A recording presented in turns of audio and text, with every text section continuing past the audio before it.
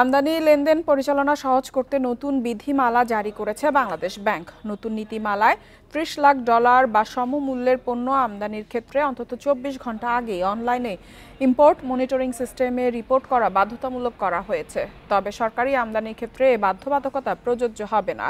বৃহস্পতিবার কেন্দ্রীয় ব্যাংকের বৈদেশিক মুদ্রানীতি বিভাগ এ সংক্রান্ত সার্কুলার জারি করে। সার্কুলার জারির পর থেকে ১ বছরের জন্য এটি প্রযোজ্য হবে। এ সময়ের মধ্যে নতুন কোনো নির্দেশনা জারি হলে তা এ সার্কুলার সঙ্গে সমন্বয় করতে হবে।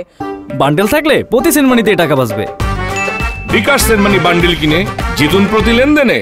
নতুন নির্দেশনায় বলা হয়েছে, সব ধরনের অনুমোদিত ব্যাংকে প্রতিদিন OIMS এ আমদানির তথ্য রিপোর্ট করতে হবে। এতে করে বাংলাদেশ ব্যাংক তাৎক্ষণিকভাবে আমদানির প্রবাহ, দায় ও বৈদেশিক মুদ্রার চাহিদা পর্যবেক্ষণ করতে পারবে।